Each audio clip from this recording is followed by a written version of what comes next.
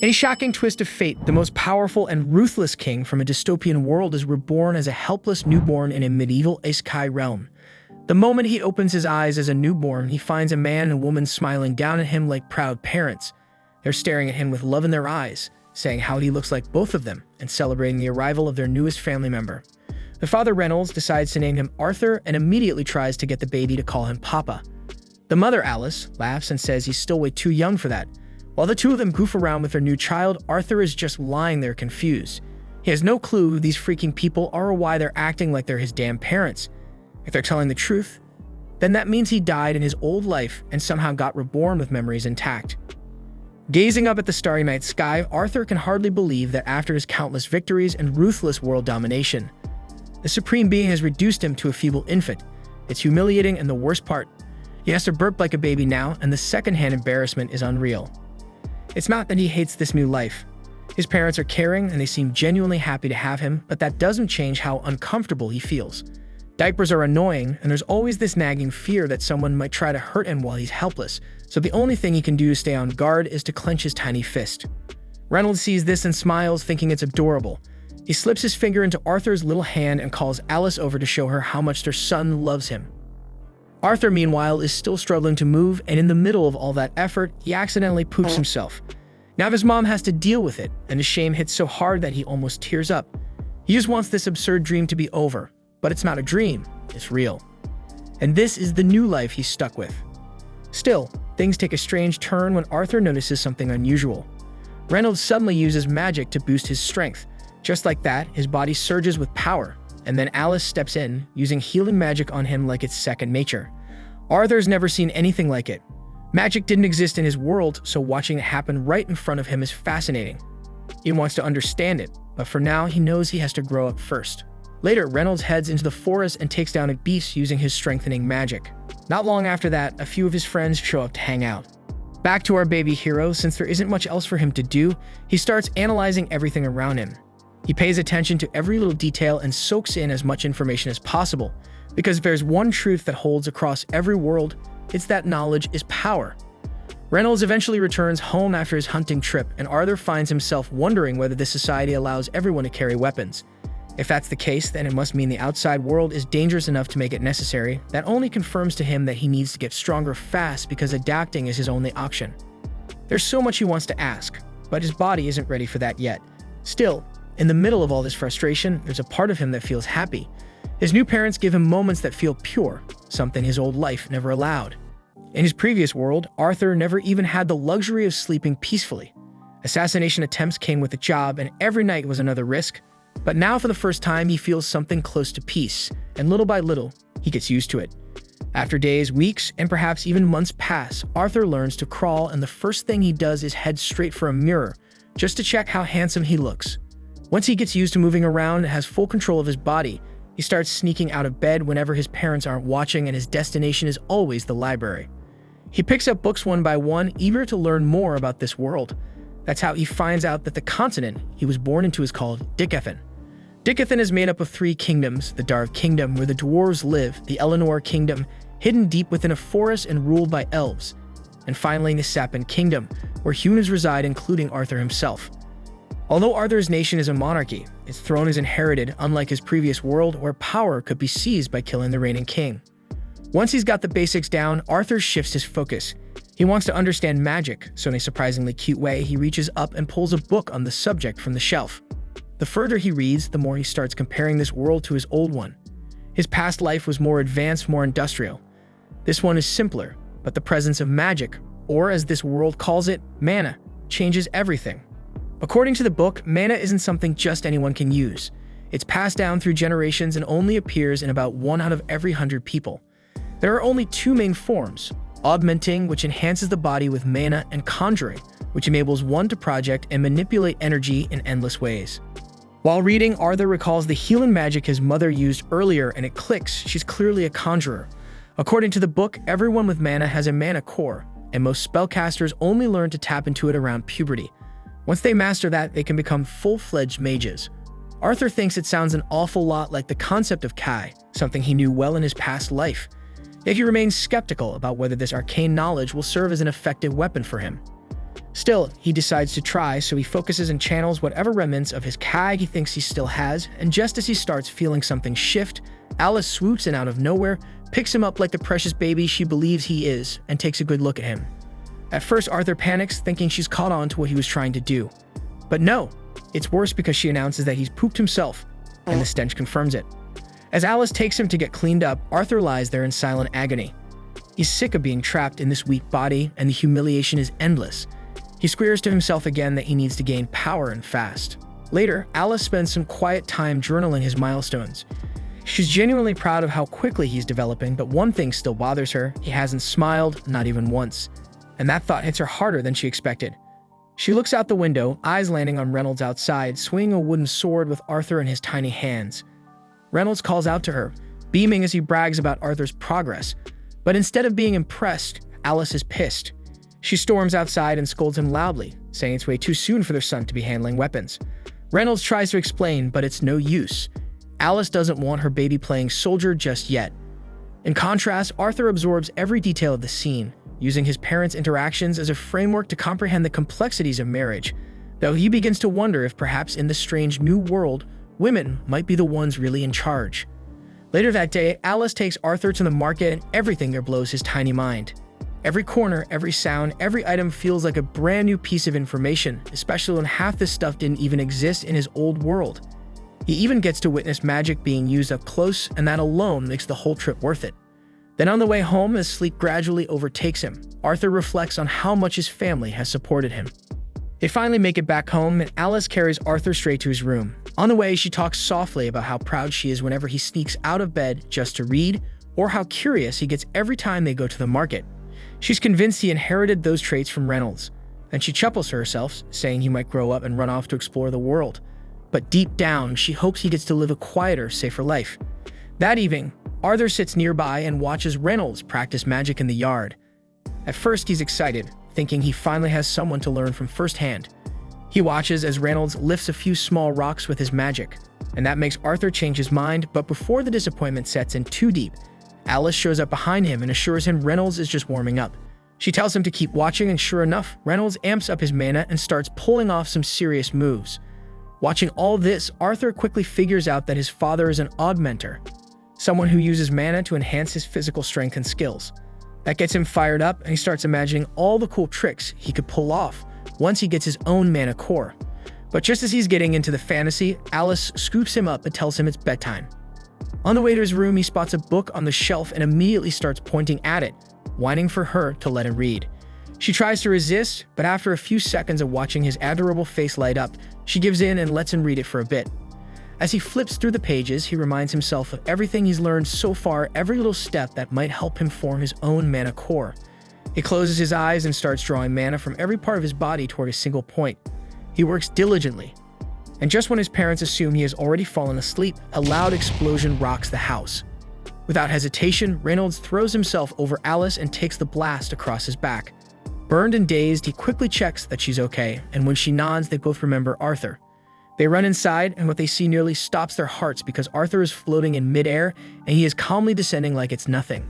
In that heart-stopping moment, the roof above begins to crumble, and being just a child, Arthur is unable to dodge in time, yet his parents leap into action, shielding him from what could have been a fatal collapse. Overcome with relief and emotion, all three burst into tears, and for the first time, Arthur feels the warm, unyielding love and protection of his parents, a stark contrast to the cold loneliness of his past life, and that realization moves him to tears for the first time. We then flash back to Arthur's former life, when he ruled as King Grey. At the time, a royal servant had been caught trying to take his life. According to the law, the man should have been executed on the spot, but the king's council instead chose to exile the traitor and his entire family back to their homeland.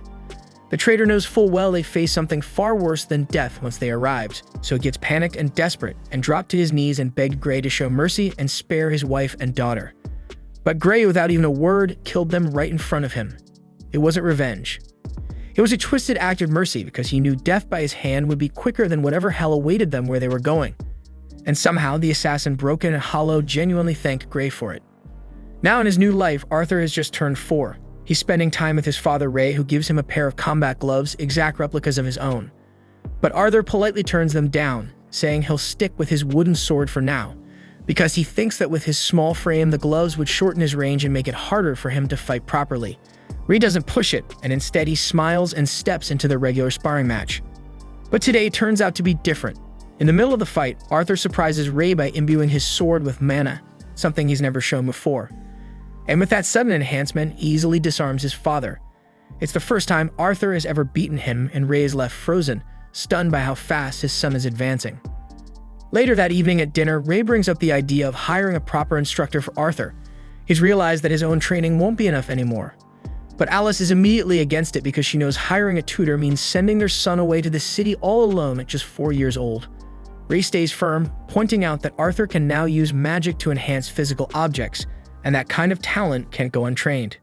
The conversation quickly turns into a heated back and forth, both parents standing their ground. To stop the argument, Arthur jumps in with a compromise, and he suggests they all move to the city together. That way, Ray gets to give him the education he needs, and Alice doesn't have to be separated from her son. It's a perfect solution, and both parents agree on the spot, so they immediately start packing for their new life in the city. In a few days, Ray's old adventurer crew, the Twin Horns, arrive personally to escort Arthur and his family to the city.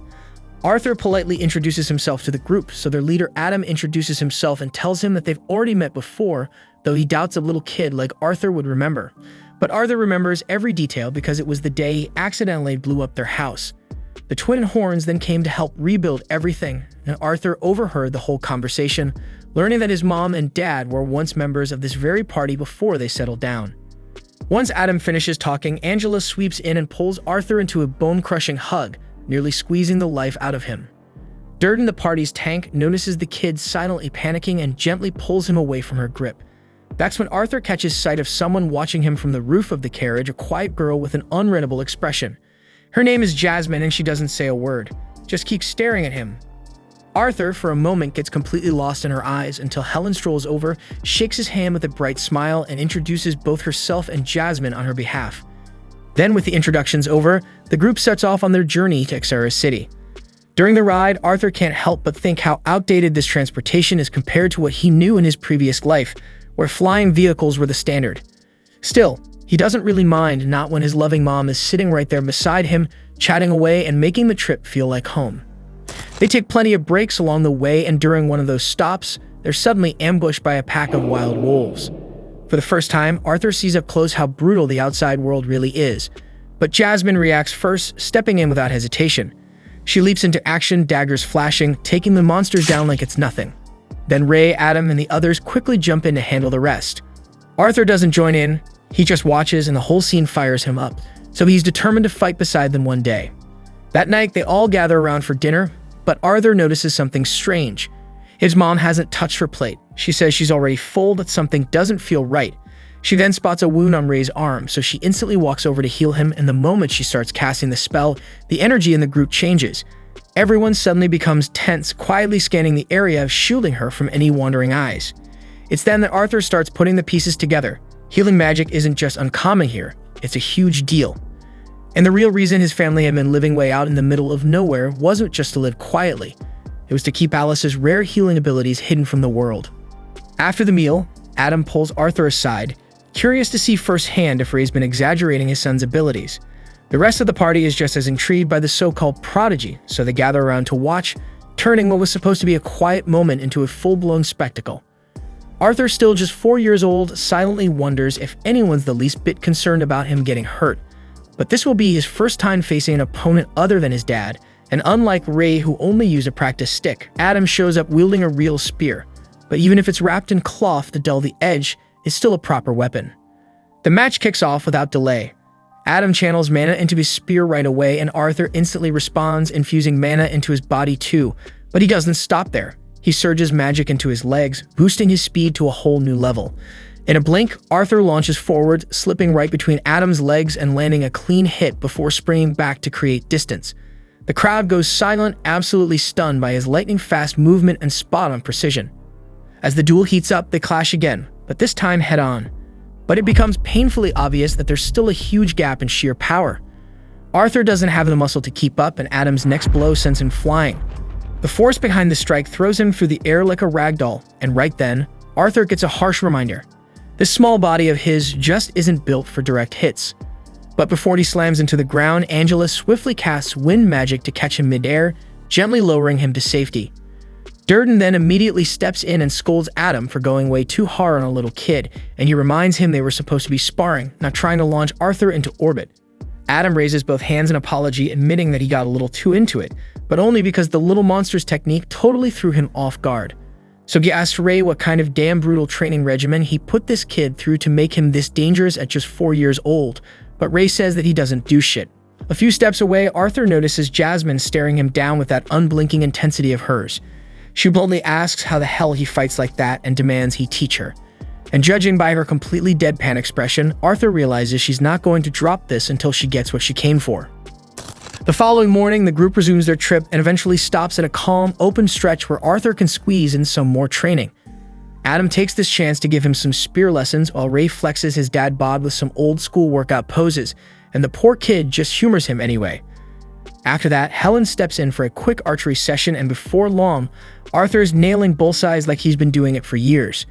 With training wrapped up, it's finally Jasmine's turn. She'd been waiting for this moment, and surprisingly, she picks up on his teaching quicker than expected. Later that evening, Arthur is quietly reading a book when Jasmine starts staring at him like she's been hypnotized by a face that doesn't even try to be charming. A few minutes later, it's not just a stare, it's borderline stalker behavior. The next morning rolls around, and it's Arthur's birthday. Jasmine, of all people, gives him a dagger as a present. To everyone's shock, especially the other girls, she even goes out of her way to explain how to properly use it. Adam, being the only single guy in the group and having clearly had enough of this rom-com moment, loudly declares that it's time to hit the road. That's when Alice calls Arthur over, but just as she does, she clutches her stomach and clearly looks like something's wrong. Arthur sees right through her weak smile and asks what's going on, but she brushes it off, insisting she's okay, even though the way she says it doesn't convince him one bit. As they continue on, their peaceful journey is suddenly interrupted by a full-on bandit ambush. Without wasting time, everyone hops off the carriage and braces for a fight. Then a hail of arrows rains down, but Angela steps up and throws up a magic barrier to protect them. Arthur then peers outside and quickly realizes they're surrounded from all directions.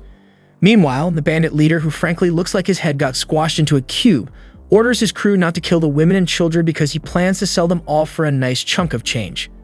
The bandits then charge with zero hesitation, and though Alicia is visibly shaken, she tries to keep Arthur calm. Then, before the attackers get too close, Durden blasts a few of them back, and Ree meets them head-on, knocking thugs out left and right. One nearly lands a blow on Ray, but Helen's arrow intercepts him straight through the chest. Adam also tears through enemies with his spear like a hot knife through butter, and Jasmine takes down her share with clean, precise dagger strikes. Watching the twin horns fight like this, Arthur realizes just how strong each one of them really is. But the problem isn't skill, it's numbers. The bandits just keep coming, wave after wave, so eventually the group begins to tire, and the pressure builds. Then with a brutal hit, Ray gets slammed into the carriage and collapses, motionless. That's when the bandit leader, with his smug face and evil smile, starts making his way toward Alice and Arthur. Watching Ray laid out like that, Arthur and his mom instantly jump out of the carriage in a panic. But before they can get closer, Ray regains consciousness and tells them to hold their ground. He may be bruised and barely standing, but he's still trying to play the hero. He turns to Arthur and tells him to take his mother and get out of there fast. Of course, Arthur, being the stubborn little guy he is, insists on staying and fighting alongside them. But Ray cuts him off and finally says the words that stop him cold: Alice is pregnant. That one sentence answers every question Arthur had about her recent weakness, and suddenly everything clicks. With no time to waste, Ray looks him in the eye and says he trusts Arthur to protect both his mother and his little brother she's carrying. So Arthur snaps into gear, grabs Alicia's hand, and takes off raining like hell. Behind them, the bandit boss, loudmouth and still full of fight, shouts at his crew to stop them. But just as they're about to catch up, Ray charges into the fray, giving Arthur and Alice the seconds they need. At the same time, just as it looks like Arthur and Alice might be caught, knives fly through the air, and it was Jasmine and Adam who stepped in to clear the path like pros. In moments, the whole Twin Horns crew is locked in battle again, holding off the attackers while Arthur and his mother escape. As they flee, Arthur thinks back on the life he once had, the life of a man who had taken countless lives without flinching. And now here he is, terrified of losing someone he actually cares about. The irony of it twists in his chest, so he clenches his fists, but there's nothing his tiny body can do but keep running like hell. Suddenly, Arthur senses something, danger from above. He glances up and spots a shady figure on a ridge preparing to launch a spell. Acting fast, he shoves his mother out of the way. The blast nails him squarely, knocking him off balance and sending him tumbling off the cliff's edge. As he falls, he refuses to go down alone, so with his last ounce of focus, he reaches for the dagger Jasmine gave him. The blade is tied to a cord, so he hurls it upward with precision, and it wraps around the enemy's leg, dragging the caster down with him. Meanwhile, Durden and Angela try to save Arthur using their magic, but he's already too far out of range. As he plummets, Arthur reflects on everything. Then he looks up at his mother, her arms outstretched, reaching for him like she could somehow pull him back. Her eyes fill with panic, her face streaked with tears, because the idea of losing her son makes her heart break. But Arthur otherwise is glad that he could protect his mom even if it cost him everything. Still, part of him wishes he'd gotten the chance to meet his little brother. But then against all odds, we see at night that he did survive the fall. Gasping for breath, bruised and dazed, Arthur opens his eyes and finds himself face to face with an enormous, terrifying beast calling him by his name. And just like that, a new nightmare is only getting started. Arthur freaks out when he sees the creature looming over him. He has no damn clue where he is, and with the way that thing's staring him down, it feels like his life's on the line. So thinking it might be his only shot, he tries to sneak in a surprise attack, but the monster casually swats him out of the air like a fly and tells him to chill. Says it's not some evil beast and just wants to be friends. But let's be real, last time a stranger pulled the let's be friends card, someone ended up in the back of a van. So let's just say Arthur's trust levels aren't exactly high. Anyway, the kid's still a mess because his body's beaten up bad and he's not getting better unless he eats something. So the creature casually plucks a bunch of fruit growing from the cave walls and tells him to eat up, but he hesitated. Wall fruit didn't exactly scream safe to eat, and he was already suspicious. So Arthur tried to get up and talk his way out of the situation, but the second he moved, a sharp snap echoed from his body. So he collapsed back to the ground, overwhelmed with pain, and just started crying. The monster just sighs and tells him to quit whining. Honestly, it's a miracle he even survived that mountain drop. Arthur wanted to ask questions, but the creature made it clear it wasn't answering anything until he ate. So with no better option, Arthur grabs one of the fruits and takes a bite, and to his surprise, it was actually pretty good, that he wolfing down handfuls like they were candy. And once he's full, he turned back to the creature and asked if it knew anything about his parents or what happened after the attack. The creature explained that it couldn't leave the cave, but it had a special ability to observe the outside world. To prove it, it projected a screen in front of Arthur showing him that his parents had defeated the bandits and left several days ago. So Arthur's eyes welled up again, but this time from relief that his parents were alive. He thanks the creature for showing him, and since he was going to be stuck here recovering for a while, he decided to stop being so hostile. The creature introduced itself as Sylvia, and despite how terrifying she looked, she turned out to be gentle and kind. Then over the next few days, Arthur remained in the cave, eating and resting while his body slowly healed. Sylvia stayed by his side the entire time, watching over him without asking for anything in return. And once Arthur was finally full recovered, the only thing on his mind was getting back home, but Sylvia quickly shut that idea down. According to her, there's no way Arthur would make it on his own. The cave they're in is right on the edge of Elshire Forest, and that part of the forest is crawling with dangerous magical beasts and the kind of bandits that make the ones who attacked his family look like amateurs, so if he tries to leave now, he's not going to make it. But that doesn't mean he's stuck here forever, because Sylvia explains that she has the ability to create a dimensional rift, something that could teleport Arthur to a safer location, maybe even all the way home. But the problem was it would take her a long time to generate it, so until that portal's ready, he's got no choice but to wait. With nothing else to do, Arthur grabs a stick and starts swinging it around. If he's stuck here anyway, might as well get in some sword training. Days pass, and although he still doesn't know much about Sylvia, he's grown to enjoy her company. All he really knows is that she looks like a terrifying monster and she's clearly hiding from something or someone, but despite everything, she's one of the kindest people he's ever met. After another round of training, Arthur takes a break.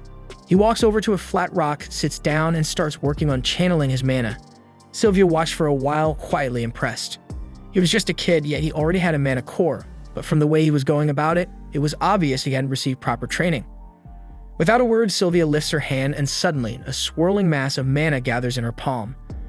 Arthur's jaw nearly hits the floor because it's not just that she's casting a spell, it's the fact that she's gathering mana while she's casting. So if he could learn to control mana like that, there's no doubt he'd become incredibly powerful. But before he could ask her to teach him, Sylvia stopped and looked over at him. She wanted to know what he planned to do with that kind of power if he learned it. Arthur hadn't really thought about it before, but now that she brings it up, one memory burns in his head. Those bandits.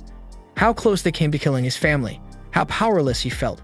So without thinking, he tells her flat out, He'll use that power to wipe out anyone who dares to hurt the people he loves.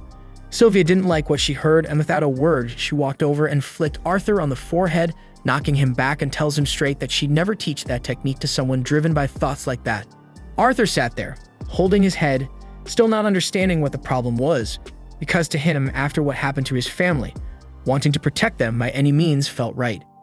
Sylvia wants to make something clear, so she gently presses a single finger against Arthur's forehead and calmly tells him she could just as easily crush his skull with it or touch him with care like she just did. Then she asks him which one he'd rather experience. Obviously, Arthur chose the gentle touch. So she explained that anger and hatred are easy paths to walk, but once you start down that road, it never ends. It just consumes everything. She didn't want that for him, and she didn't want him to waste his life chasing revenge, so she asked again what would he do with this power. Arthur took a moment, and this time, instead of thinking about the fear and violence he faced, he pictured the faces of the people he loved, the ones who made him smile. And with that image in his heart, he answered that he wanted strength so he could protect them. So Sylvia smiled because that was the answer she'd been hoping for.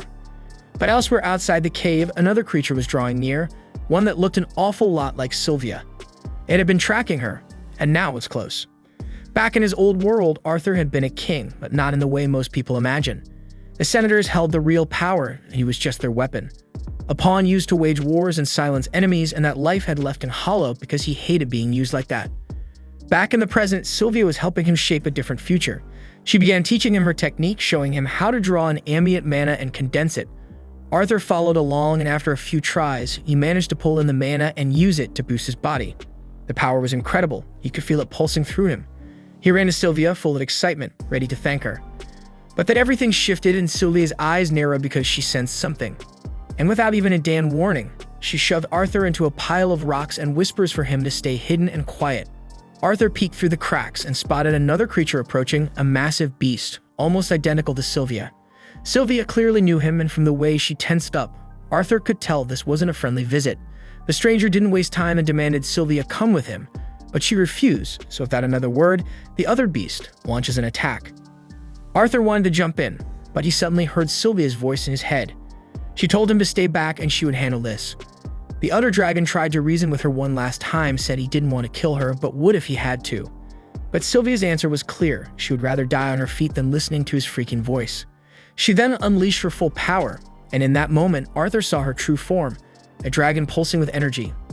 And in this form, she can unleash everything she's got. Sylvia then launches a massive blast straight at the other creature. He manages to block it, but tells her she's being reckless because if her body in this condition, using that much power will kill her. Sylvia already knows that, but she just doesn't care because she's lived a long life and has no regrets. Then with one strong push, she slams the other monster into the wall. But he's not down for good, and he gets right back up and starts hammering her with a barrage of magical blasts. She takes the hits hard, but right now she's more concerned about Arthur. This battle is getting way too close to the place she stashed him. The enemy then fires off one last heavy shot, and she can't dodge it without risking Arthur's life.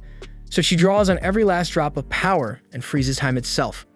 While everything is frozen, she tells Arthur to come out from hiding, and he listens. It looks safe enough, but he's full of questions, especially after seeing that she's actually a dragon. Still, there's no time for answers because her time-freeze spell is running out fast, and she needs to move him now. She opens the dimensional rift she had been building, but since she's injured and never got the chance to finish the spell properly, the portal connects to some random place instead of his home. She really didn't want to dump him in the forest, but at this point there's no other choice. Even so, she trusts Arthur. With what he's learned from her, she believes he can handle himself and make it back on his own. But before she sends him off, she asks him again what he plans to do with its power. Arthur doesn't even pause and tells her that he'll use it to protect the people he loves. That answer puts her at ease, and she's glad he finally understands.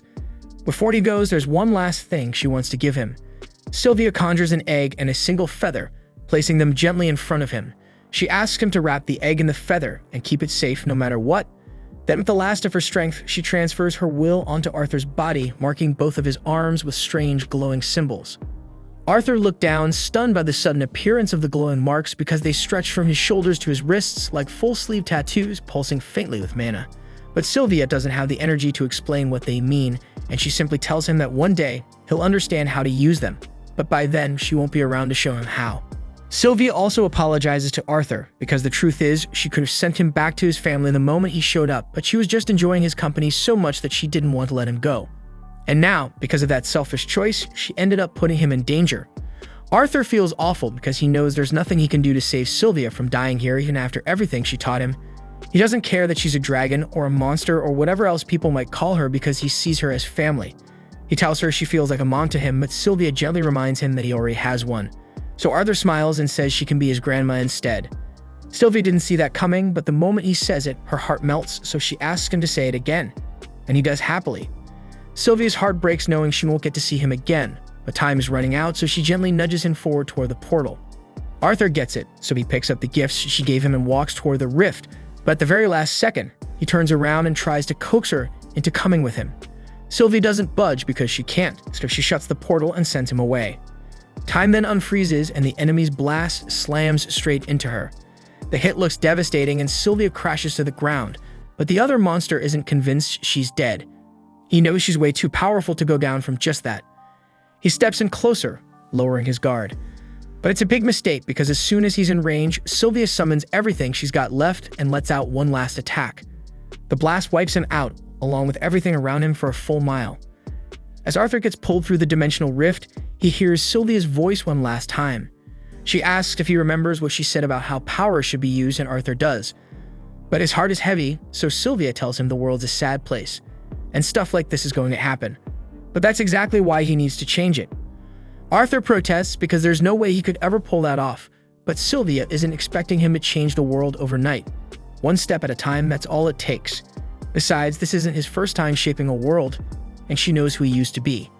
Sylvia is aware of his past life as a king, and while she didn't agree with how he ruled back then, she believes that as long as he doesn't lose himself to hate, Arthur can become the kind of king this world actually needs.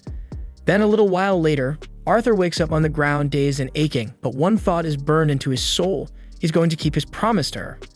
But first he's got to figure out how to get out of this damn forest. But suddenly, he hears something move behind him. And then he hears a blood-curdling scream echoing from across the woods, and it sounds like a little girl. So without hesitation, he channels mana into his legs and bolts toward the noise. He leaps up into a tall tree for a better view, and from there he spots a group of bandits dragging a young elf girl. She tried to escape, but they've already got her, and one of them has his hand clamped over her mouth to shut her up. And since she's an elf, they're planning to sell her on the black market for a huge profit once they leave the forest, so they tie her up and toss her into the back of their carriage like cargo. Watching all this shit, Arthur is hit with flashbacks, memories of the moment he and his family were attacked by bandits too. He remembers hearing those bastards talking about keeping him and the women alive to sell later, and it makes his blood boil. His first instinct is to slaughter every last one of them for what they're doing, but then Sylvia's voice echoes in his mind, reminding him to keep his anger in check. He closes his eyes, takes a breath, and regains his focus. Charging in now could get the girl killed, and he knows it. So he holds back, watching and waiting for the right moment to strike. Once the bandits all pile into their carriage and start heading out of the forest, Arthur silently follows, sticking to the shadows. By the time night falls, they stop to set up camp since it's too dark to keep going. Arthur sits nearby, hidden, still debating whether he should trail them until they reach a town or just take them out here. But then he overhears one of the scumbags talking about how elves are his favorite and how they should get a taste of her before selling her off. That's it. Arthur knows he can't let this go on. But it's not quite time yet because he still needs full cover of darkness before making a move, so he closes his eyes and starts meditating, getting himself ready for all the blood he's about to spill. Once it's dark enough, Arthur opens his eyes, fully focused, and starts mapping out his plan. He then spots a few horned wolves chained up nearby, which is strange because no way wild beasts like that would obey humans willingly. A closer look reveals they've been forced into submission with enchanted collars, and Arthur figures he can use that to his benefit. So he picks up a few acorns and tosses them at the wolves to stir them up. The wolves' howling draws the bandits' attention, and their leader growls at one of his men to hurry over and shut those freaking beasts up. The unlucky bandit drags himself up and heads over, kicking one of the wolves hard in the neck to silence it. But in that exact moment of distraction, Arthur makes his move. He summons a mana blade, leaps down silently behind the bandit, and in a swift, brutal strike, cuts the man down where he stands. Arthur quickly grabs the guy's weapon, and just as another bandit comes over to check out the noise, Arthur jumps onto his back and slits his throat clean. That makes 2 down, but Arthur's body is already running low on steam, so he knows he can't drag this out for long. Then another bandit shows up to see what's taking so long, and Arthur rushes him, trying to land a clean kill. But he misses the vital spots and the guy manages to scream, blowing Arthur's cover. The leader catches on fast and realizes the attacker is a mage kid, which means this fight just got a hell of a lot more complicated. Still, he doesn't want to kill the kid, not when selling a young mage on the black market would be worth way more than the elf girl. He starts channeling magic into his arms and charges and swinging. Arthur leaps back and throws a kick to counter, but the guy dodges it with ease. Arthur tries to throw him off by hurling his knife, but the leader catches it mid-air and turns this move against him. He slams Arthur to the ground and grabs him by the ankles, lifting him up just to mock him. He laughs, telling Arthur there's no way a kid can beat an adult in raw strength. And Arthur knows he's right, so he stops trying to match power with power, and he switches back to magic. He blasts a fireball straight at the guy's knee, and while he's screaming in pain, Arthur drives the knife straight into his skull. Only one more to deal with the wounded bandit from before, and Arthur wastes no time finishing him off. Then he heads straight for the carriage to check on the girl. She's still blindfolded, completely in the dark about what just happened. Arthur gently tells her it's okay now, the bandits are gone and she's safe. Her name is Tessia, and as Arthur helps her out of the carriage, he tells her she's free to go home. But then Tessia spots the blood on Arthur's hands and immediately starts panicking. Arthur figures it's normal, any kid would freak out after seeing that much blood. Letting her see the full aftermath might not be a great idea, so he tells Tessia to wait right there for a bit, then walks off to cover all the bodies before she sees them. Tessia then asks Arthur what happened to the ones who took her, and Arthur doesn't really want to tell her he slew them, so he just says they ran into a bit of an accident and won't be a problem anymore. The girl doesn't press any further, so Arthur grabs her things from the bandit's carriage, hands them over, and says goodbye because he still needs to make his way home. But before he can walk off, Tessia grabs his arm and begs him not to leave. She's terrified of being alone out here, scared she'll be eaten by some tree ghost or worse. Arthur asks if she at least knows the way home, and she says she does. Kind of. She knows the general direction, but not how long it'll take to get there. Arthur really doesn't want to go off course, but he also knows there's no way Tessia survives out here on her own. So in the end, he agrees to walk her back to her village. He glances over at the wolves the bandits were keeping and considers using them to speed things up, but he's got no clue how to actually control a wild wolf, so he figures they're better off left behind. Tessia, though, says they should at least take off the magic collars so the wolves can go free. Arthur warns her that taking them off could get her attacked, but Tessia isn't too worried. She hasn't hurt them, and as someone who lives in this forest, she feels responsible for helping the creatures that live in it. She ends up removing the collars, and sure enough, the wolves quietly walk off into the woods without causing any trouble. By the next day, Arthur and Tessia are already on the move, heading toward the direction of her village. After walking for a while, they stop to take a quick break and grab a bite to eat. Arthur cooks up a simple stew and tells her she's got to eat because they still have a long way to go and she'll need the energy. Tessia makes a face because the stew tastes and smells kind of weird. But hey, Arthur's no gourmet chef. The whole thing is just dried meat and salt boiled together. Not exactly 5-star, but it's better than starving. While they eat, Tessia asks why Arthur came to Elshire Forest in the first place. It's not every day a human, especially a kid, shows up around here. Arthur explains how he got separated from his family and ended up wandering into the forest. Since they're already on the subject, he asks what it's like living in the kingdom of Eleanor, and Tessia lights up. She says she loves it. Her parents are always busy with work, so she usually spends most of her time hanging out with her grandfather and the family servant. They keep moving along the path, but since Tessia has no clue how far her village actually is, it's tough to say how long this trip's going to take. And to make things worse, one of those wolves she let go earlier has been quietly trailing them ever since. Arthur's seriously starting to regret not just taking them all out back when he had the chance. That night, Arthur decides to stay outside the tent and keep watch. If that wolf shows up, he wants to be ready in case it tries anything. But a little while later, Tessia peeks her head out and asks Arthur to come inside and sleep. He tells her he's not tired and he'll stand guard out here. She's clearly too freaked out to be left alone. She begs him to come inside with her, and after a little back and forth, Arthur finally gives in. He figures he can still keep watch from inside the tent anyway, just to help her feel safer. Tessia's trying to act like she isn't scared, but it's obvious, especially since she insists that Arthur stay right next to her the entire time, even when they're taking their shit. Before she falls asleep, Tessia asks him something random about the human kingdom. She wants to know if it's true that all humans are perverts who marry a bunch of wives. Arthur's caught off guard and asks where she even heard that shit, and she says it was her grandpa who told her. Arthur admits some nobles have their own harem, but most humans are actually pretty decent. Tessia seems satisfied with that answer and turns over to go to sleep. Luckily, the wolf never showed up that night, so by morning, Arthur and Tessia packed up and got moving again. Over the past few days, Tessia's really started to open up to Arthur. And now that the trauma of the slave traders is fading, she actually seems happier. Still, she's totally useless in the wild. She can't even cross a small creek without help, so Arthur ends up having to carry her across like a sack of flour. Then out of nowhere, Arthur clutches his chest in pain. It hits him like a wave and he has no idea what's happening. Tessia freaks out and runs off into the woods to find some herbs that might help. But Arthur's pretty sure this isn't some random sickness. He props himself up against a tree, barely holding it together, and that's when the same wolf from before shows up. Arthur immediately tenses up. If it attacks now, he's completely screwed. Just as things start to look bad, Tessia comes running back with the herbs and Arthur warns her to keep her distance in case the wolf lashes out. But instead of attacking, the wolf casually walks up and drops a dead pig right in front of him, then turns around and walks away. Arthur just stares, totally thrown off. Tessia guesses that maybe the wolf was just trying to say thanks for letting it go free. That evening, Arthur and Tessia set up camp and sit down to enjoy some roasted meat by the fire. It's a major upgrade from the bland stew they had earlier, so Tessia's loving it. While she was out searching for herbs earlier, she also found a few mushrooms. She offers some to Arthur, but in hindsight, he really shouldn't have eaten the random forest mushrooms because now he's dealing with the worst case of diarrhea imaginable. After Arthur's done practically dying in the woods, he's exhausted and ready to crash on the spot, but Tessia keeps talking to him. She starts going on about how her grandfather used to read her storybooks about the human and dwarven kingdoms. Ever since then, she's wanted to visit them, but the elders never let her because elves generally don't trust other races. Somewhere in the middle of her story, Tessia realizes Arthur isn't listening at all. He's clearly too wiped to focus, so she gently covers him with a blanket and quietly wishes him good night. And by the next day, they get back on the road, but Arthur's chest pain is getting worse with every step. Tessia feels bad for not being able to do anything to help, but Arthur tells her it's nothing to worry about. Trying to change the mood, Tessia asks if she can start calling him Artie, since they've spent so much time together and she sees him as a close friend now.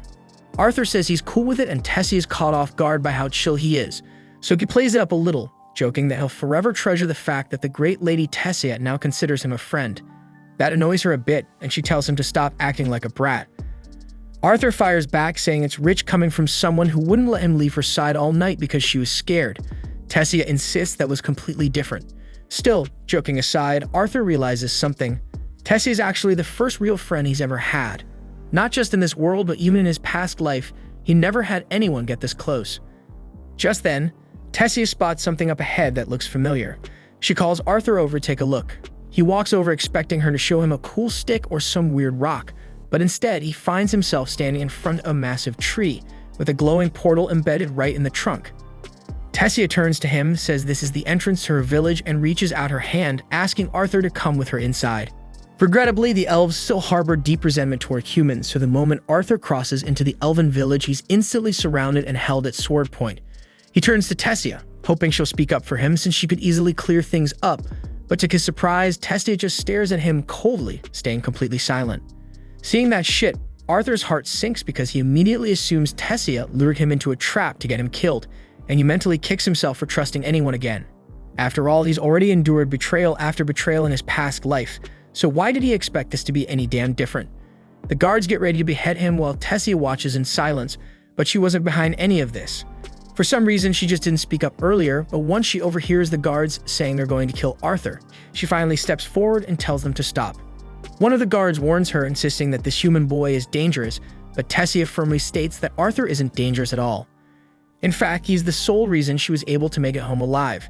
Tessia's words should have been enough to make the guard rethink his actions, but instead, he accuses Arthur of brainwashing Tessia into believing he's trustworthy, so he still plans to kill him anyway. But before the guard can carry out the order, an older man appeared from a magical light and commands them to release Arthur. This man is Tessia's grandfather and the former ruler of the elven tribe, and his name is Virion. Thankfully, he's much more level-headed, and he chooses to believe Tessia's account of what happened. He even offers Arthur an apology for how they treated him after everything he did to help Tessia. But from their perspective, it was suspicious that the missing princess returned home with an unknown human kid. Arthur's relieved to hear he won't be executed, but he's also shocked to learn that Tessia is royalty because she never mentioned it once during their entire journey. They spent days traveling together, yet she apparently didn't think it was worth bringing up. Right then, Tessia's mother and father appear, having been informed that their daughter had returned safely. Tessia runs into their arms, overjoyed to see them again. And if Tessia is a princess, that means her parents are the king and queen of Eleanor. But unlike Virion, they're not as forgiving because the moment Tessia's father lays eyes on Arthur, he demands an explanation for why a nasty human has set foot in her kingdom. So he immediately orders the guards to seize Arthur and execute him without delay. However, no one moves a muscle. Tessia's father may be the reigning king, but Virion already told the guards to leave Arthur alone, and nobody dares defy Virion. Virion then steps forward and informs the king that Arthur is the boy who rescued Tessia and escorted her home safely, so they can't treat him like a common criminal. Tessia also demands that Arthur be welcomed into their palace as an honored guest, but her father hesitates since allowing a human to enter the elf kingdom, let alone the royal castle, is strictly forbidden by tradition. But rather than endure a tantrum from Tessia, he reluctantly agrees to grant Arthur the respect of a proper welcome. Now that the misunderstanding has been cleared up, everyone prepares to return to the castle. But before they leave, Virion quietly tells Arthur that he wants to speak with him later in private. Arthur feels a bit cautious around Virion, sensing just how powerful the old man truly is, but he doesn't have much time to dwell on it because Tessia grabs his arm and excitedly pulls him along to show him around. It's Arthur's first time setting foot in the Elven Kingdom, and he's completely captivated by how different everything looks compared to the human lands. But the deep prejudice against humans is still painfully obvious because every elf they pass stops what they're doing to stare at Arthur as he walks alongside Tessia toward the palace. Still, no one dares say anything offensive, since Arthur has officially been declared a royal guest. Tessia is the only one treating him warmly, but in the back of his mind, Arthur keeps wondering why she waited so damn long to speak up when the guards were about to execute him. Suddenly, the sharp pain in Arthur's chest returns, worse than before, but he still doesn't understand what's causing it. Once they arrive at the castle, Tessia is welcomed by her attendants, and she orders them to look after Arthur with kindness and respect, regardless of his human status. With that settled, she turns to Arthur and asks if he'd like to come play with her. But Arthur tells her he first needs to speak with her parents because he figures they'll want to hear exactly what happened to Tessia and how they managed to get back home. They all then make their way to the audience chamber, with Tessia tagging along since she refuses to be left out. And since they're about to have a serious conversation, Tessia suggests bringing in some treats to enjoy while they talk. It feels more like a casual tea gathering now, but there are still important matters to discuss. Tessia's father then takes the opportunity to formally introduce himself. His name is Alduin, the reigning king of Eleanor, and his wife's name is Muriel, and his father is Virion. Arthur then presents himself modestly as a simple boy hailing from a humble village in the kingdom of Sapin, fully acknowledging that someone like him, a human, would typically never be granted permission to enter Eleanor, much less stand before the royal family, so he expresses his deep gratitude for their hospitality. Alduin raises his eyebrows, impressed that Arthur speaks with such maturity despite his young age, but more critically, he demands a thorough explanation of what transpired with Tessia and how she ended up missing. Arthur proceeds to recount the entire ordeal, describing how he became separated from his family during a raid by bandits and ultimately found himself lost within the elven forest, though he deliberately omits his encounter with Sylvia inside the cave. He continues explaining the moment he crossed paths with Tessia, clarifying that he stumbled upon her as she was being abducted by slave traffickers. Alduin's face twists in fury at the revelation that humans dared attempt to sell Tessia into slavery, but Arthur calmly points out that elves too have participated in the slave trade, so it isn't a crime exclusive to humans. Setting that aside, Virion turns to Arthur, asking how exactly he managed to free Tessia from the slave traders, and Arthur simply explains that he eliminated them all. At this, one of the guards erupts in disbelief, shouting that there's no conceivable way a mere child could have taken down slave traders alone, but Virion swiftly silences him, warning him to hold his tongue unless he wishes to forfeit his position.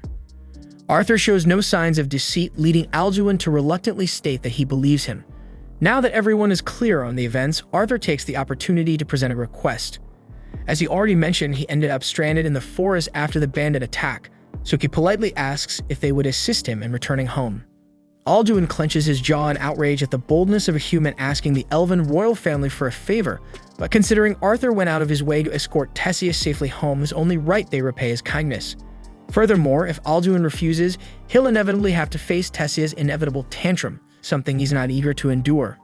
Eventually, he sighs and agrees to help Arthur, but explains that the teleportation gate leading back to Sapin is sealed and can only be activated once every 7 years during the summit of the 3 tribal leaders. Since the last summit took place 2 years ago, Arthur will have to wait an additional 5 years before the portal becomes usable again. Arthur isn't keen on waiting that long, and Alduin equally dislikes the idea of having a damned human remain in Eleanor for 5 entire years, so he states that he'll arrange for a squad of guards to escort Arthur back to Sepin. He wants Arthur gone as soon as possible, but since it's already quite late, he allows Arthur to stay the night in the castle and depart the following morning.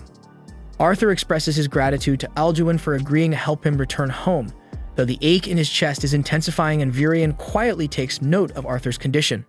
A short time later, Arthur's room is prepared inside the castle. He finds himself soaking in a bath, yet the throbbing in his chest keeps worsening, leaving him anxious that something serious is happening to him.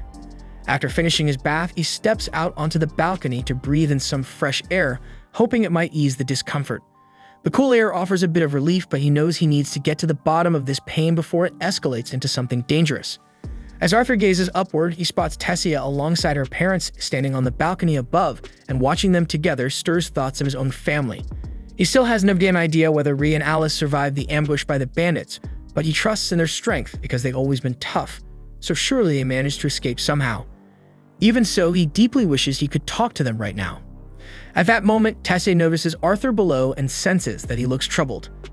Once she finishes her conversation with her parents, she goes to find him. When she finally reaches Arthur, she apologizes for the cold way her father treated him, but Arthur assures her that it doesn't bother him. He understands why Alduin would act that way after all decades of conflict between elves and humans have left deep scars, and it's only natural he'd struggle to trust a human, especially one connected to his daughter. Speaking about parents makes Arthur reflect again on how distant he feels from his own, and confesses his fear that they might not be happy to see him. After all, the entire reason they went on this journey was for his sake. Maybe he'll blame him for everything that happened. He also holds himself responsible for failing to protect them during the bandit attack and for getting separated. But before he can spiral deeper into guilt, Tessia grabs his face and shakes his head gently. She doesn't know much about Arthur's parents, but if they're anything like hers, she's sure they'll be overjoyed to see Arthur again when he finally makes it home. At that moment, the hallway lit up with dozens of brilliant fireflies, and surrounded by the glowing lights, Arthur found himself trying to remember the smiles of his parents. Ever since he had been reborn into this world, they had never once given him any reason to feel unloved. So why was he suddenly afraid that they'd despise him after everything that had happened? He had allowed the scars from his past life to cloud his thinking and fill him with doubt for quite some time now, and he had even gone so far as to suspect Tessia might betray him earlier, but looking at her now, all he could see was a pure-hearted girl who would never harm her friend. Suddenly, Arthur sensed something flying straight toward Tessia, so he caught it instantly and powered up his mana, ready to strike at whoever had attacked her. But to his astonishment, the one who had launched the attack was none other than Virion. Arthur couldn't believe Virion would stoop so low as to attempt to harm his own granddaughter, but Virion calmly explained that he'd never intended any harm to come to Tessia, because the objects he had thrown were nothing more than a few fireflies, harmless even if they made contact. Still, he admitted he was impressed by Arthur's lightning-fast reaction and counterattack. Virion's reason for pulling this stunt was simply to test if Arthur had truly possessed the strength he claimed to have used to defeat the slave traders, and it was clear now that Arthur had been completely honest. Tessia then hurried over and pleaded with Virion to stop teasing Arthur, but that wasn't the real reason he'd come here. He had noticed something peculiar about Arthur earlier, and he wanted to test it out with a friendly duel to gauge Arthur's true abilities. Virion then conjured a sword for Arthur using magic and gently lifted Tessia out of harm's way so she wouldn't get injured. Arthur accepted the challenge, sprinted forward, and swung his blade at Virion, but Virion was simply too quick. Even after Arthur infused his steps with mana to enhance his speed, he still couldn't catch up to Virion. Just when Arthur thought he finally spotted an opening, Virion shattered his sword effortlessly with the palm of his hand. A fragment of the broken weapon flew straight toward Tessia, so Arthur threw the remains of his blade to intercept it, shielding her. Arthur then charged at Virion wielding nothing but pure mana, yet Virion met him with his own aura. Virion's power was vastly superior, leaving Arthur little hope of winning, but Arthur wasn't the type to surrender. Even after being knocked back by Virion's force, Arthur surged forward again and managed to land a clean strike right on Virion's forehead. It didn't inflict any real harm, but Virion was genuinely impressed that Arthur had managed to slip through his guard and land a blow. Virion was eager for another bout, but suddenly Tessia pinched him on the ass and scolded him for picking on Arthur. Arthur assured her that it was alright, admitting he actually felt privileged that someone as formidable as Virion deemed him worthy of a spar. While they were still on the subject, Virion revealed that he wanted to formally take Arthur on as his pupil. Arthur was stunned and asked if Virion was being serious, But Virion wasn't one to make jokes about such things. He directly asked Arthur whether he'd accept the offer. Arthur hesitated, uncertain what to say, especially since he hadn't yet found a way to let his parents know he was alive. Virion told him that if that was his only concern, he knew a method Arthur could use to speak to his parents right away. Arthur was intrigued, but before he could respond, a sharp pain pierced his chest again, and Virion seemed to understand the cause. He explained that Arthur had inherited a beast's will, and unless he agreed to become Virion's apprentice, that beast's power would eventually claim his life. After getting hit with such brutal news, Arthur tried going to bed, but sleep just wasn't coming. The stress of being away from his family, stacked on top of the very real chance that he could die soon, twisted into a full-blown nightmare. He found himself trapped in sleep paralysis, haunted by some dark, demonic presence that wouldn't leave him alone. Suddenly, he heard someone calling his name. His eyes shot open, and there was Tessia sitting right on top of him. She'd been trying to wake him up for a while, but he kept mumbling nonsense about monsters, and now she was getting seriously annoyed. She told him to snap out of it and hurry the hell up, because Virion was already waiting for him outside, so Arthur sat up and started changing clothes. While he was getting dressed, Tessia asked if he was really planning to stick around and become her grandfather's disciple, but Arthur wasn't sure yet. It all depended on whether Virion could actually help him get in contact with his family. As far as Arthur was concerned, if he could just hear his parents' voices and let them know he was okay, that would be enough. Once he was ready, he and Tessia headed downstairs together. But the moment they opened the doors, they were greeted by the sound of Virion and Alduin locked in a heated argument, because Alduin was completely against the idea of Arthur staying in the Elf Kingdom. Letting Virion take him in as a disciple would be a direct violation of centuries of elven tradition. But Virion didn't give a damn. He liked Arthur, and he'd already made up his mind. He was taking the kid under his wing, no matter what anyone said. Tessia tried to step in and defend Arthur, but Alduin immediately shut her down. He knew she wanted Arthur to stay, and he wasn't interested in hearing her opinion. Funny enough, Virion didn't want to hear Alduin's either. He waved them both off and told Arthur and Tessia to hop in the carriage because they had somewhere to be. The ride to meet Virion's mysterious friend dragged on for so long that Tessia ended up dozing off next to Arthur. At some point, Arthur turned to Virion and asked how much longer the trip would take, but this time he called him Grandpa. That caught Virion off guard, and he chuckled at how quickly Arthur had dropped the formal tone. Still, if things played out the way he hoped and Arthur did end up living here under his guidance, then yeah, he'd basically be family anyway. Virion didn't mind the casual talk. In fact, it made him happy. Tessia had always been alone. As the only child and the next in line for the throne, most of the other kids stayed away from her. The few who did get close always ended up stabbing her in the back, and because of that, she had trouble trusting anyone. But with Arthur, she was different. Whenever they were together, she looked genuinely happy, and for that, Virion was deeply grateful. Arthur too had his own share of trust issues, but when he looked at Virion, all he saw was a warm, genuine old man, someone who felt more like a real grandfather than most blood relatives ever could. For once, he felt like he could actually trust someone. Eventually, the carriage pulled up to their destination, so Arthur gently woke Tessia, and the three of them stepped out. Arthur was itching with curiosity because whoever this mysterious person was, they had to be a big deal after all. It's not every day someone like Virion goes out of his way to visit anyone.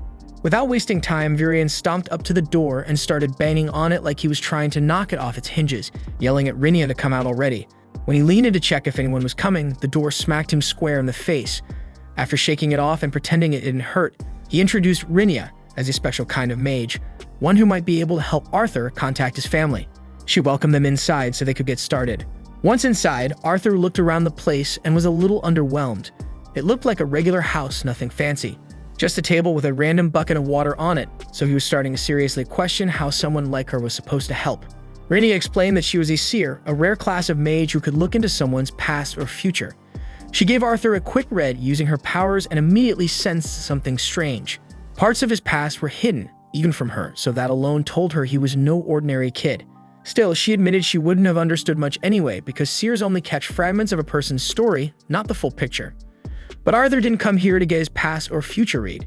He had one goal, to somehow let his family know he was still alive. Rinia pushed the bucket of water toward him and told him to focus on his parents, really visualize them in detail. She began channeling her power, and within seconds, Arthur started seeing images clear as day of his mom and dad. Alice was in the kitchen, finishing up a pot of stew for dinner. It looked like way too much food for just the two of them. Ray loved that stew, but neither of them could bring themselves to enjoy it anymore, not without Arthur there. For all he knew, he had died the moment he fell off that cliff. The guilt crushed Rhys so badly that he nearly spiraled into drinking, but he had to keep it together for Alice. She was pregnant, and they had no choice but to move to the city instead of wasting time searching the wilderness. Once there, Ray picked up work fast. In just a few weeks, he somehow scraped together enough money to get them a house in the city. But no matter how much he earned, none of it meant a damn thing. Not without Arthur. Just then, Ray and Alice suddenly heard Arthur's voice. They looked around, but they couldn't see him anywhere, and for a moment, panic kicked in because they thought they were hearing his ghost. But Arthur quickly explained that he was still alive. He told them he was currently living in the elf kingdom of Eleanor, and while he wasn't exactly sure how it worked, thanks to a friend, he was using some kind of special magic to talk to them through this weird setup. He told them he wanted to come home more than anything, but right now he couldn't because there was something wrong with his body, something serious, and unless he fixed it, he wouldn't survive. Still, he swore to them that he'd return as soon as he recovered, though he had no idea how long that might take. He also begged them not to blame themselves for any of this because it had been his choice to make, and if he had to do it all over again just to keep them safe, he'd do it in a heartbeat with no regrets. Ray and Alice were overwhelmed with happiness because just hearing their son's voice again was enough to lift the weight that had been crushing them for months. But for Arthur, saying goodbye again tore him apart. His chest tightened and his eyes burned with tears. But deep down, he was grateful he'd gotten the chance to speak to them, even if just for a little while. So he made a silent promise to himself right then he'd never let them worry like that again. But to keep that promise, he needed to grow stronger. That's why he asked Virion to take him on as his disciple, but the only problem now was getting Alduin to agree to let him stay at the castle. Alduin was still firmly against it, his hatred for humans too deeply rooted to let go of. But Tessia reminded him that Arthur had saved her life, so if he kicked Arthur out now, the entire kingdom would see him as nothing but an ungrateful savage. Alduin tried to argue one last time, warning that Arthur's presence could stir up trouble in the elf kingdom, but Virion had already planned for that. He told Alduin to make a public announcement. Arthur was now officially his disciple, and with Virion's authority, no one in their right mind would dare speak out against it. That was it. Arthur was officially allowed to live in the royal palace. After the meeting wrapped up, Alduin walked over to Arthur and offered him a proper apology for the way he'd acted earlier. He admitted he still wasn't fond of humans, but Arthur didn't seem like the others. He seemed like a genuinely good kid, and more importantly, Arthur had saved his daughter. And as a father, he knew he owed him for that. So he told Arthur that from now on, he could consider himself part of their family. Arthur was honestly caught off guard by how quickly Alduin and Mariel had flipped their stance, but thinking about it, it made sense. With both Virion and Tessia backing him this hard, Alduin had probably just given in to the pressure. Arthur thanked him sincerely, saying it was an honor to be welcomed into the royal castle. But Tessia didn't let it end there. She stepped forward, arms crossed, and said this wasn't good enough. If they were truly welcoming Arthur, then she wanted him to be allowed to play outside with her with no restrictions. And since Alduin had already accepted Arthur, he didn't bother arguing, and he gave them the green light to go ahead. With permission finally granted, Tessia grabbed Arthur by the arm and dragged him out into the town, excited to show him around. Arthur, once again, was blown away by the elegance and beauty of elven culture. Tessia knew this part of town like the back of her hand, and she told Arthur there was a snack shop down the road that sold some of the best treats around, but it was crazy popular, so if he didn't hurry, everything would be sold out. She tugged his arm to get him moving faster, and Arthur followed along with a smile. But just as they were picking up speed, Arthur accidentally bumped into another kid on the street. It was a simple mistake and nothing major, but the kid immediately went off, yelling about Arthur's disgusting human germs getting all over him. Arthur had to stop himself from laughing. He was standing right there, and this little punk had the nerve to run his mouth like that, especially when he was well within punch range. Tessia stepped in and told Arthur to just let it go because it wasn't worth making a scene over something so small. Normally, Arthur would have listened. He would have taken the high road and walked away, but that the brat Ferrith took it a step further. He looked right at Tessia and said she shouldn't be hanging around trash like Arthur, and that she should be spending her time with someone worthy like him. Ferrith was clearly from some noble bloodline, and it was obvious he thought way too highly of himself. Arthur figured if the guy was going to act like a clown, then he might as well be treated like one. So he smiled, pretended to be impressed, and purposely mispronounced his name as Phoebich. Ferrith instantly lost it, so Arthur casually apologized, acting like it was a slip-up. He told him he'd make sure to show the proper respect next time they crossed paths, then turned to walk away with Tessia. But Ferrith wasn't letting it slide. Arrogant as he wasn't completely stupid. He knew damn well Arthur was mocking him, and he wasn't about to let that kind of disrespect go unpunished, so he challenged Arthur to a duel with his precious family honor on the line. Arthur stared at him in disbelief because he couldn't believe the guy was actually dumb enough to ask for a real fight. Tessia stepped forward, clearly annoyed, and told Ferrith that even if he was some big-shot noble, this had gone too far. Ferrith brushed it off, saying it was perfectly normal to challenge someone to a duel if they insulted your name. But Tessia reminds him that Arthur is now the student of Virion, and only a fool would willingly pick a fight with the apprentice of the most powerful man in the kingdom. Still, Ferrith was full of himself. He said there was no way he could lose to a human. Then he turned to Arthur and said that if he refused the duel, it would be a disgrace to Virion's name. Arthur is still trying to wrap his head around everything because back in his old world, a duel usually meant someone wasn't walking away alive. So watching some rich kid casually throw around challenge threats like it was recess just didn't compute. But judging by the smirks and chuckles coming from the adults nearby, duels around here clearly weren't death matches, just some flashy public sparring. Tessia turned to Arthur and asked if he was sure about this. Arthur nodded and he was fine with it. With that, the duel was set, and both sides got into position. As soon as it started, Ferrith charged straight at Arthur with a stick like he actually had something to prove. But as the saying goes, every genius has a plan until they get punched in the damn face. And that's exactly what happened. One clean shot later, Ferrith hit the ground like a sack of rocks, knocked out cold. His friends ran over in a panic, while Tessia, unsurprised by the outcome, calmly grabs Arthur's hand and pulls him along. She still had a long list of stuff she wanted to do today, and getting stuck in some dumb noble drama wasn't on it. The two of them spent the whole day together, checking out shops, walking through town, and just enjoying each other's company. After a while, they took a break and sat on a balcony overlooking the city. Tessia asked when Arthur's training with Virion was supposed to begin, so Arthur said it would start first thing in the morning, but there was something heavy lingering in his expression. He thought back to what Virion told him during the earlier talk about how brutal the training would be. It wasn't just going to be difficult, it was going to be hell. If you had to describe it, it'd feel like being dumped into boiling tar. And Arthur would be going through that every single day for years with no family around to support him. That's why Virion needed to know if Arthur was truly prepared, and Arthur told him yes. Even now, Arthur feels eager to begin his training despite knowing how grueling it will be, because his desire to grow stronger and shape the future he envisions gives him purpose. Tessia says she'll push herself too because she doesn't want to be left behind. But for now, she still wants to make the most of the day together, so she suggests they grab another bite to eat. Several years have slipped by and both Arthur and Tessia have been honing their skills under Virion's guidance. In that time, their friendship has grown closer, but with Tessia's naturally competitive streak, their training sessions often turn into fierce contests. After pushing herself hard during today's session, Tessia is completely wiped out, so while she takes a break, Virion shifts his attention to giving Arthur a deeper explanation about magic.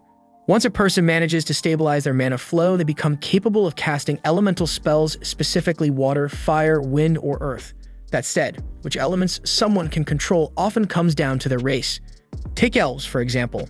They're naturally in tune with wind spells and have strong compatibility with water and earth, but on the flip side, fire spells are a weak point for most elves.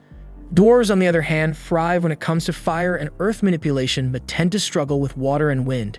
Meanwhile, humans are the wild card, technically able to learn all four elements, though each person's affinity will vary based on their training and natural leanings. Tessia wakes up and raises her hand and asks why Arthur hasn't been working on his mana core if it's supposedly that crucial. Virion replies that Arthur's body can't handle it just yet because he's carrying a beast will inside him, and although that grants serious power, it also messes with the bond between his body and mana core. That's what's been causing the tight pain in his chest, so he needs to reintegrate his core before he can start any proper mana training. Tessia teases him and says this technically means she's stronger than Arthur at the moment, and Arthur snaps back that of course she's stronger because she's using mana with every attack she throws. Among elves, being able to awaken mana before the age of 10 is considered a big deal, but Tessia managed to do it at 9, which is why she's been able to train beside Arthur for so long now. Anyway, since Arthur's physical training has come far enough, Virion tells him the next step is to awaken the beast will inside him. If it works, that pressure in his chest should vanish completely. Becoming a beast tamer is a major step, and Arthur thanks him before asking him to get started right away. Arthur sits down to begin the process while Tessia watches anxiously, unsure if this is really safe for him. Virion admits Arthur might feel a little discomfort, but insists it won't be anything extreme. However, the moment Virion begins the ritual to awaken the beast will, Arthur lets out a scream of agony. The energy blasting out of his body is so intense that it sends both Virion and Tessia flying backward. The awakening process technically worked, but the sheer strain it placed on Arthur's body caused him to black out instantly, leaving both Virion and Tessia anxious. They carried him back to the palace and laid him down so he could rest and recover.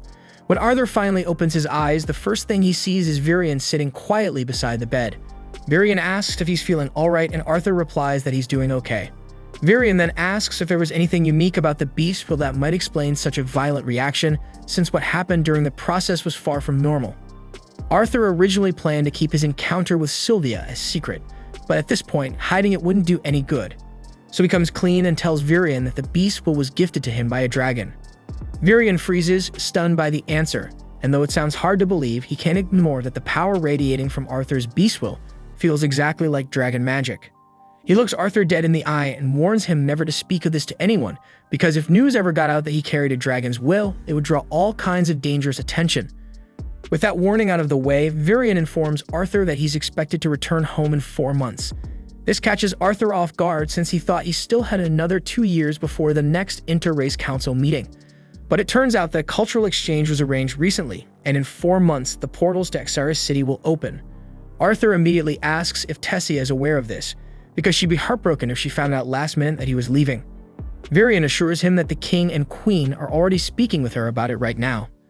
Later that evening, Arthur is lying in bed, staring at the egg that Sylvia entrusted to him, trying to wrap his head around the fact that he'll have to say goodbye to Tessia in just a few months. Suddenly, he notices the egg starting to crack, and within seconds, a tiny dragon hatches and climbs out. Arthur panics for a second, but the baby dragon looks more adorable than dangerous, so he gently lifts it. Then out of nowhere, the little thing chomps down on his arm. Arthur flinches and drops it, wincing in pain, but when he glances at his arm, instead of bite marks, there's a glowing crest forming. That mark links Arthur to the newborn dragon, allowing him to sense its thoughts, even if he can't completely interpret them yet. Since he'll be the one raising it, he decides to give her the name Sylvie, in honor of her mother Sylvia. Arthur drifts off again, but a few hours later, Tessia quietly slips into his room.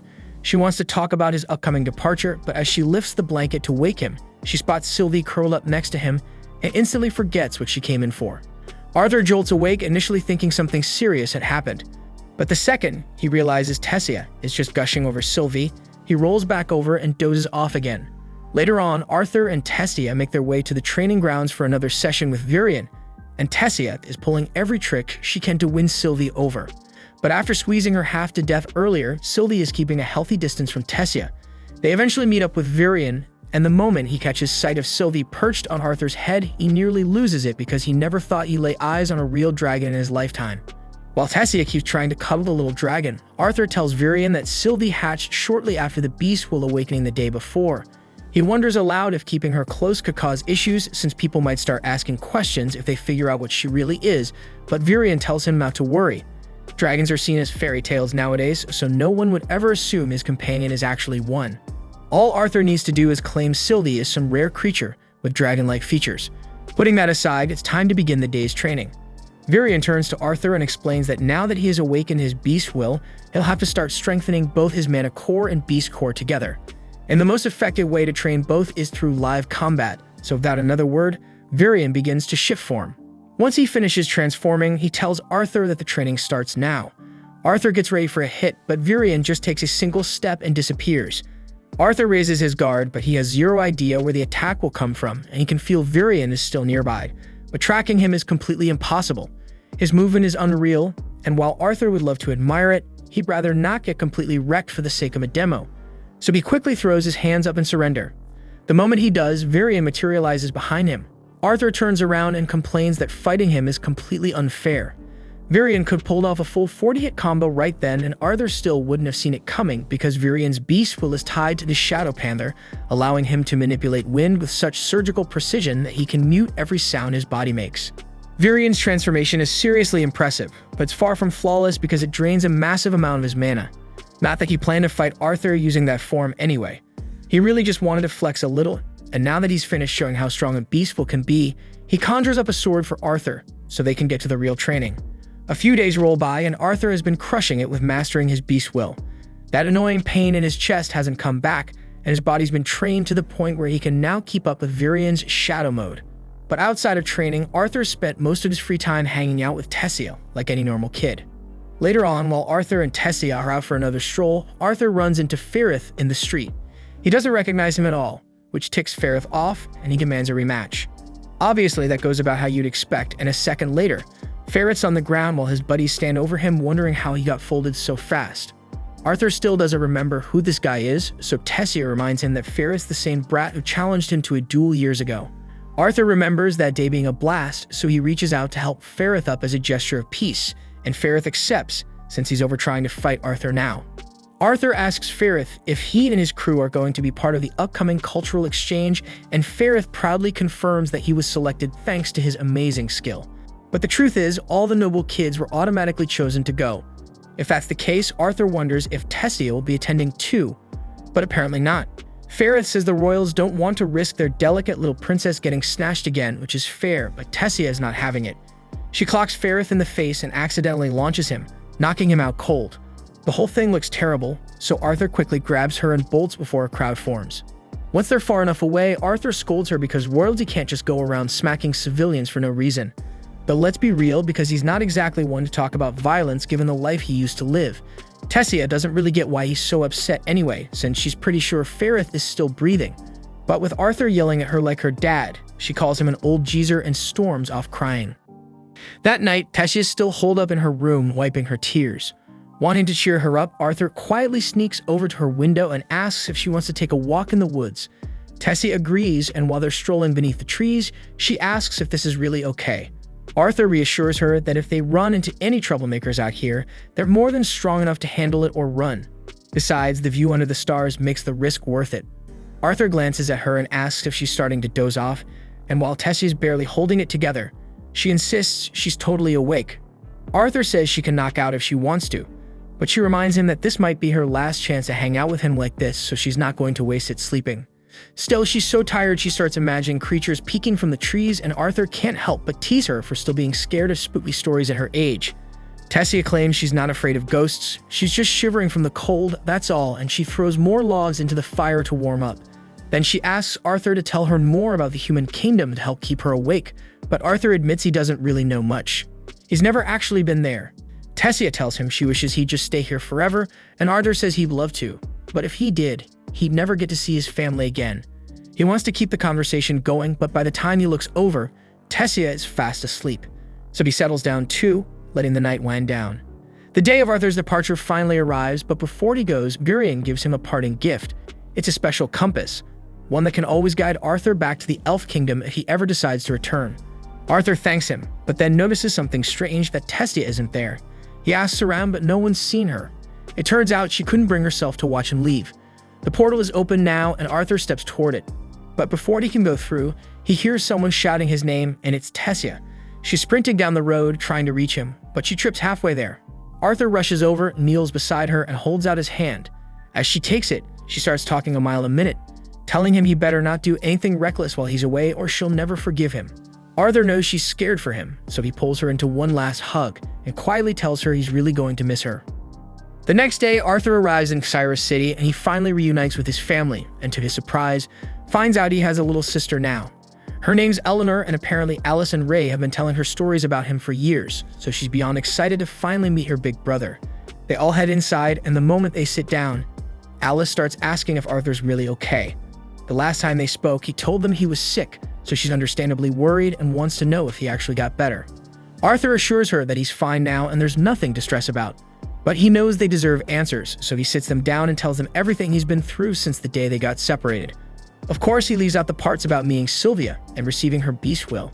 Instead, he focuses on how he met Tessia and the time he spent in the Elf Kingdom getting treatment for his condition. Alice still looks concerned and asks him again if he's really okay, because if his sickness ever comes back, there's no way they could help him in a place like this. Arthur tells her not to worry, it won't come back. But since he can't tell them the truth about the beast will, he makes something up, saying his illness was caused by awakening his mana core too early, which made it unstable. Lying to his parents isn't something Arthur feels good about, but until he's strong enough to handle whatever danger might come from the truth, it's safer this way. That's when Rhys spots Sylvie and asks Arthur where he found her.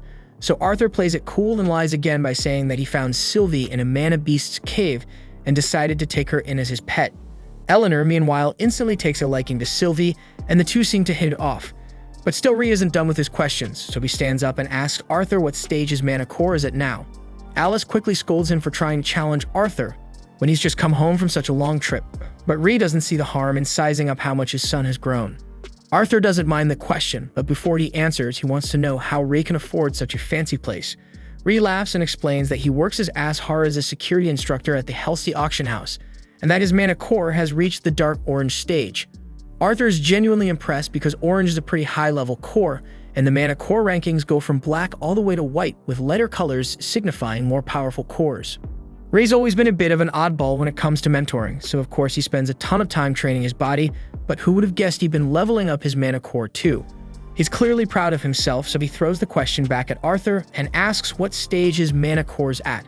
Arthur tells him he's at the light red stage, and Ray immediately starts swearing when he realizes Arthur's just one breakthrough away from surpassing him.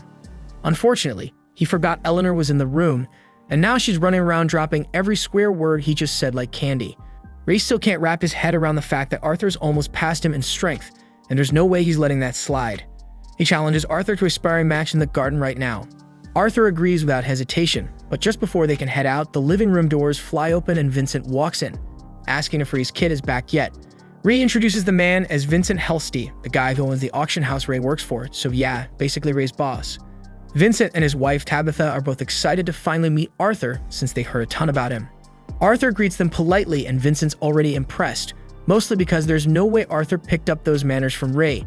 Anyway, Vincent and Tabitha introduce their daughter Lilia, and at first she's kind of quiet around Arthur. But the second she sees Sylvie on his shoulder, she completely melts. She asks Arthur if it's okay to pet Sylvie, and once he says yes, she immediately starts snuggling her like she's the cutest thing she's ever seen. While she's busy cuddling the baby dragon, Ray leans in and reminds Arthur that technically Vincent owns the house, so they should probably ask before they end up wrecking anything. Vincent gets instantly nervous when Ray mentions wrecking, and his fears are confirmed the moment he finds out Ray and Arthur are planning to go head-to-head in the garden. Everyone moves outside to watch the match, but Vincent can't help asking if it's really okay for Arthur and Ray to fight. He's still struggling to believe that a kid Arthur's age has already reached the light red core stage. Alice, however, knows her son better than anyone and says that Arthur's always been a fast learner, and besides, it's not like he has any reason to lie. So Tabitha just tells Vincent to relax and enjoy the match. What no one knows, though, is that Arthur could have hit the orange stage years ago. But while he was training with his beast will, he wasn't allowed to touch his mana core at all. Still, he's more than ready to put on a show, because Arthur's got a few new tricks he's been dying to use. As soon as the match starts, Arthur and Ree go straight into trading blows, and Ray's immediately impressed by how much stronger Arthur has become. But he still has the upper hand when it comes to raw strength. After a few quick exchanges, distance opens up between them, and Ree grins as he says he's ready to crank things up. He covers his hand in flames and warns Arthur that he can still call it quits if he wants.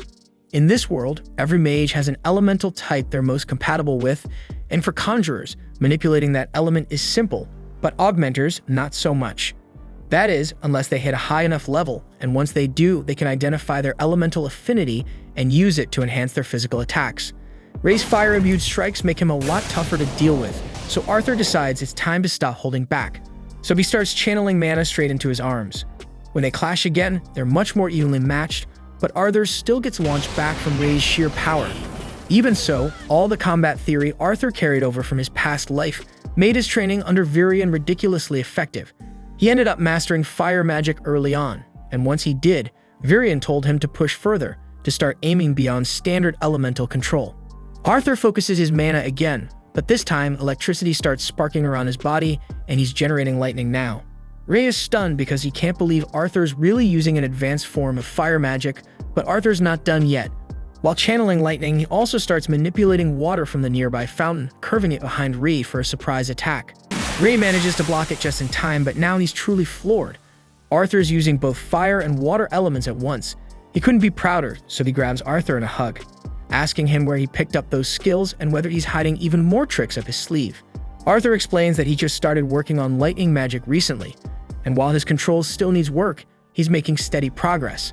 That's when little Eleanor comes sprinting onto the field to check on both Arthur and Ray, and over at the sidelines, Vincent and Tabitha are still completely speechless. Because let's be honest, no normal kid should be able to pull off what Arthur just did.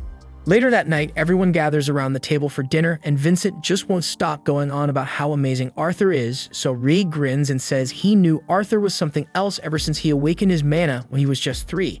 Vincent nearly chokes on his drink because that's ridiculous. Even the most talented mages usually don't awaken their mana until they're about 8. Then again, most of them also don't blow up their house in the process. Ray bursts into laughter remembering that moment, though maybe he laughs a bit too hard because he ends up tipping over in his chair. Right after that, Vincent stands up and suggests Arthur should apply to XRS Academy. Ray had never really thought about that before. After all, Cyrus is usually reserved for wealthy and well-connected mages. But Tabitha agrees with Vincent and says they'd even be willing to sponsor Arthur's tuition because someone with talent like his is bound to go far. Alice looks hesitant to accept though, because she knows they've already done so much for their family, and now they want to pay for Arthur's education too. Besides, Arthur's only 8 and Cyrus Academy usually only accepts students starting at 10. But Vincent's already one step ahead. He mentions that he knows the Academy's director personally, thanks to his work, and if he speaks to her, he's sure he can get Arthur an exception. Before they can go any further, Arthur finally speaks up. He says it would have been nice if someone actually asked him how he felt before deciding something so major. He just got reunited with his family today, and he'd kind of like to enjoy that before anyone talks about shipping him off to school. Then he gets up from the table and starts walking through the hallways, though to be fair, he's still not familiar with the layout of this place. A moment later, Lilia calls out to him and warns that if he keeps walking that way, he'll end up lost in the basement. She tells him to follow her instead, and Arthur doesn't have anything else to do right now, so he goes along. She leads him to one of the break rooms where all the house staff usually hang out. Everyone there greets Lilia right away since she visits often, and even though Arthur only just arrived today, they already know who he is, mainly because he scorched the garden earlier during his spar with Ray. Arthur apologizes for the trouble, but no one seems too bothered about it. Then Lilia asks Maria if there's any duck left over, and there is, but Maria warns her to watch how much she eats, teasing that she's starting to put on weight lately. Then one of the maids lets Arthur know that Lilia tends to come down here when she's feeling overwhelmed. Her parents have been putting a lot of pressure on her to awaken as a mage, so they've been pushing her through non-stop lessons. Lilia does want to become a mage herself, but all that pressure eventually builds up, and sometimes she just needs a moment to breathe. That evening, Arthur is spending some quiet time with his parents, and they're still absolutely overjoyed to have their little boy back. He may look a lot different now compared to the last time they saw him, but deep down, he's still the same kid they raised. With Arthur's talent, it's pretty clear he's going to be an incredible mage someday, but even if he wasn't, they'd still love him just as much. They'd love to stay up and keep talking, but they're sure Arthur must be wiped out from everything, so they get up and tell him goodnight. But before they head out though, Rhys stops and brings up what Vincent mentioned earlier. He knows it might have come off as a little pushy, but everything Vincent said was out of genuine concern for Arthur's future. And just to be clear, no one is going to force Arthur to go to the academy if it's not something he wants. The next day, Arthur wakes up and hurries downstairs because some familiar faces have shown up to visit. The Twin Horns crew found out Arthur was back, so they stopped by to see how he was doing. Arthur's happy to reunite with them, but Angela is even more pumped because she immediately pulls Arthur into a giant nice hug. And after Angela finally lets go, Arthur turns to greet the rest of the group. But then Jasmine walks up and starts running her hands over Arthur's body. Yeah, it might look weird to anyone watching, but she's just making sure there aren't any lasting injuries. Once she confirms he's fine, she pulls him into a small, nice hug and says sorry for everything that happened. She's still upset that she couldn't protect him the day he got separated from the group, so seeing him alive and well is a massive relief. Not long after, everyone settles in and starts catching up. Arthur's surprised to hear that the Twin Horns spent some time out in the city of Atiston. They landed a pretty solid contract out there, but had to come back to the capital for another job. Listening to their stories makes Arthur realize just how little he knows about the kingdom of Sapin, let alone the rest of Dicathan. Becoming an adventurer sounds like an exciting way to see the world, but that also means leaving his family behind again, and he's not so sure he's willing to do that again. That's it for this video, guys. If you like this new series, leave a like for the next episode, and subscribe for more Anon content. Thanks for watching. Bye-bye.